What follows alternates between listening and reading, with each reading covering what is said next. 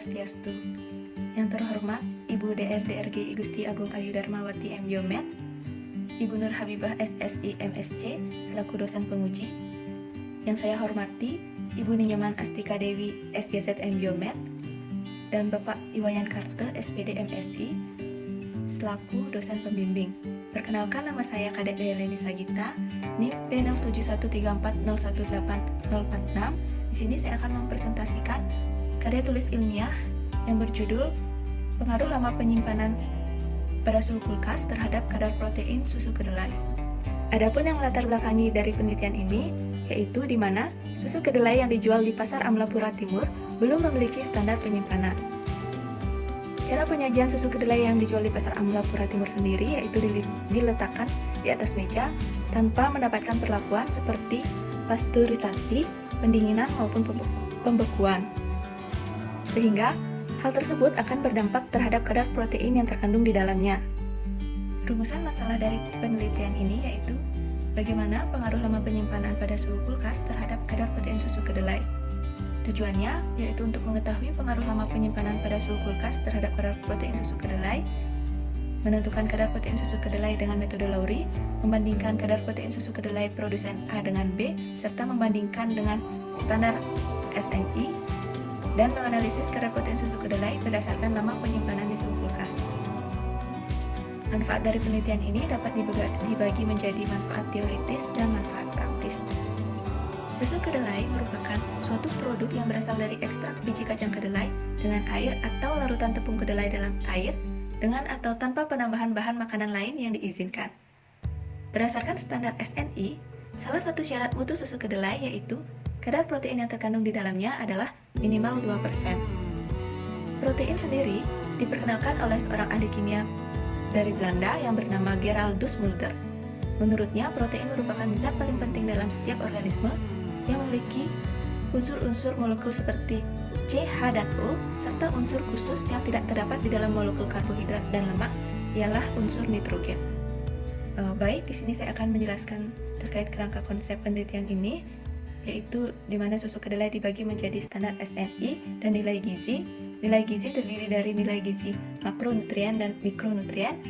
Yang akan diteliti adalah nilai gizi makronutrien yaitu protein dengan perlakuan pada suhu penyimpanannya dan waktu penyimpanannya. Suhu penyimpanan di sini yang digunakan adalah suhu kulkas 4 derajat Celcius dengan nama waktu penyimpanannya 2 jam di suhu ruang sebagai kontrol, 48 jam dan 96 jam di suhu kulkas 4 derajat Celcius yang nantinya akan diperiksa dan menghasilkan kadar protein dengan satuan persen.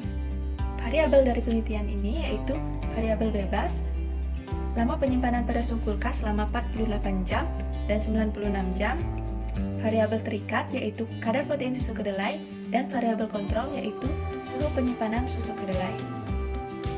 Adapun definisi operasional variabel dari penelitian ini dapat dilihat pada slide. Hipotesis dari penelitian ini yaitu adanya pengaruh lama penyimpanan pada suhu kulkas terhadap kadar protein susu kedelai. Jenis penelitian yang dilakukan adalah jenis penelitian true experiment dengan desain post-test only control group design. Adapun alur penelitian yang sudah dilakukan, yang pertama yaitu melakukan observasi dan wawancara kepada penjual dan produsen susu kedelai, lalu dilakukan pengambilan sampel dan dilakukan pelabelan sampel, kemudian sampel dikirim dalam wadah cool box, lalu dilakukan penyimpanan sampel pada suhu kulkas 4 derajat Celcius, kemudian dilakukan pemeriksaan sampel dengan uji Biuret dan uji Lowry, dan hasilnya dibandingkan dengan teori dan standar SNI yang berlaku.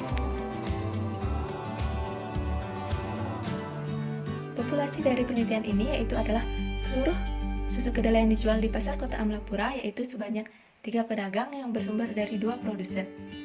Sampel penelitian yang digunakan adalah 2 sampel yaitu dari produsen A dan susu kedelai dari produsen B. Unit analisa penelitian ini yaitu kadar protein susu kedelai dengan variasi lama penyimpanannya. Suhu penyimpanan yang digunakan yaitu suhu kulkas 4 derajat Celcius. Besaran sampel yaitu dengan perhitungan Federer didapatkan 3 kali pengulangan. Teknik pengambilan sampel dari penelitian ini yaitu teknik pengambilan sampel non-probability sampling dengan metode total sampling. Jenis data yang dikumpulkan adalah data primer, dan data sekunder, yaitu dengan teknik observasi, wawancara, serta pemeriksaan laboratorium. Kemudian, bab 5 hasil dan pembahasan. Lokasi penelitian yang dilakukan yaitu di Pasar Amlapura Timur, terletak di pusat kota Amlapura, tepatnya di Jalan Kesatrian Karangasem. Karakteristik objek penelitian yaitu produk yang berasal dari ekstrak biji kacang kedelai dengan air atau larutan tepung kedelai dalam air. Dari hasil observasi di Pasar Amlapura Timur, terdapat 3 pedagang susu kedelai, dan dari hasil wawancara diketahui bahwa ketiga pedagang tersebut hanya mendistributorkan saja dan tidak membuat susu kedelai. Susu kedelai yang beredar di Pasar Amlapura Timur bersumber dari 2 tempat produksi.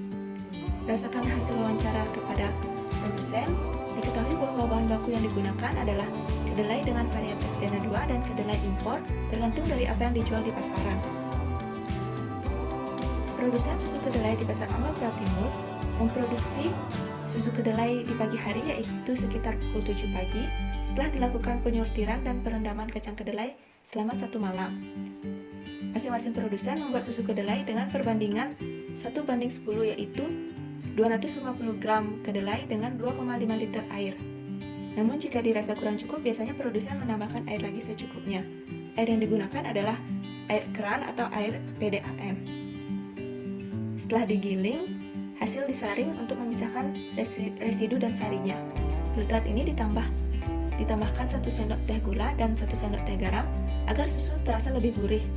Lalu kemudian filtrat direbus dengan api sedang selama 15 menit atau sampai mendidih. Setelah dingin, susu kedelai siap untuk dikemas. Dalam pengemasan, produsen A menggunakan plastik kiloan kecil lalu diikat, sedangkan produsen B menggunakan botol dengan tutup yang vakum. Masing-masing produsen biasanya mengirimkan susu kedelai ini dalam wadah aseptik ke Pasar Amlapura Timur pada pukul 8 pagi.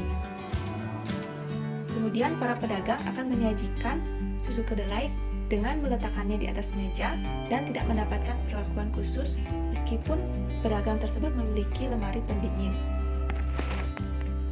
Hasil pemeriksaan uji Purette pada seluruh sampel memberikan hasil yang positif, yaitu timbulnya kompleks ungu yang berarti larutan sampel tersebut mengandung protein. Seluruh sampel tersebut berubah warna dari warna putih menjadi warna ungu. Nah, kompleks warna ini terjadi karena koordinasi ion kupri 2 dengan pasangan elektron bebas N dan O pada air. Penetapan rata-rata kadar protein dengan metode Lori pada susu kedelai produsen A lebih kecil dari 2%, yaitu di jam penyimpanan kedua pada suhu ruang didapatkan hasil sebesar 1,95%. Setelah disimpan selama 2 hari pada suhu refrigerator, hasil menurun menjadi 1,14%, dan pada penyimpanan selama 5 hari, yaitu jam ke-96 di suhu refrigerator, kadar protein menjadi 0,62%. Ketiga hasil tersebut tidak memenuhi persyaratan yang ditetapkan berdasarkan standar nasional Indonesia yang berlaku, di mana kadar protein pada minuman susu kedelai yang memenuhi standar adalah minimal 2%.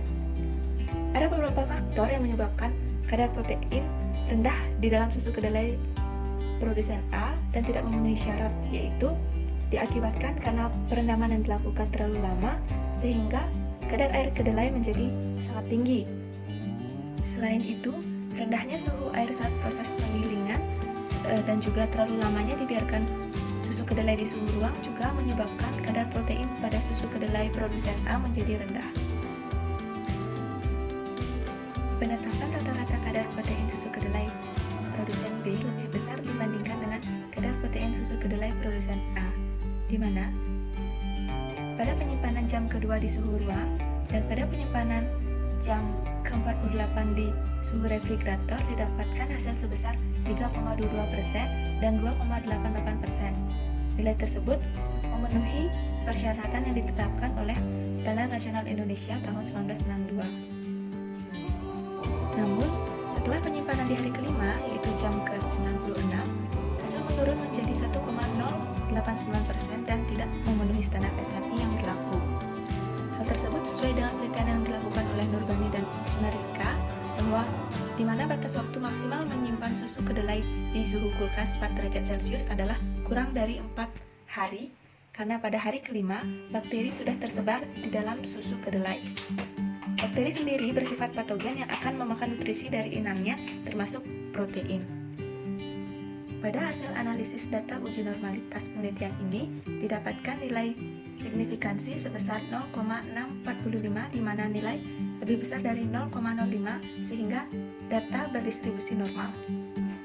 Varian variabel pada kadar protein adalah homogen atau sejenis karena nilai signifikansinya lebih besar dari 0,05 yaitu sebesar 0,140 sehingga asumsi homogenitas dalam uji two-way ANOVA dapat terpenuhi. Hubungan suhu penyimpanan dengan kadar protein susu kedelai. Pada suhu penyimpanan diperoleh nilai signifikansi sebesar 0,018 di mana nilai lebih kecil dari 0,05 sehingga dikatakan bahwa ada perbedaan kadar protein susu kedelai berdasarkan suhu penyimpanannya. Hal ini sesuai dengan penelitian yang dilakukan oleh Fitri Anita pada tahun 2010 yang menyatakan bahwa suhu dan waktu penyimpanan yang berbeda memberikan pengaruh terhadap kualitas susu kedelai, di mana penyimpanan pada refrigerator lebih mampu mempertahankan stabilitas koloid produk. Namun, penyimpanan pada freezer lebih efektif dalam menghambat pertumbuhan mikroba serta mempertahankan sifat kimianya. Hubungan lama penyimpanan dengan kadar protein susu kedelai. Pada lama penyimpanan diperoleh nilai sig yaitu 0,000, di mana nilai lebih kecil dari 0,05, sehingga dinyatakan ada perbedaan kadar protein susu kedelai berdasarkan lama penyimpanannya.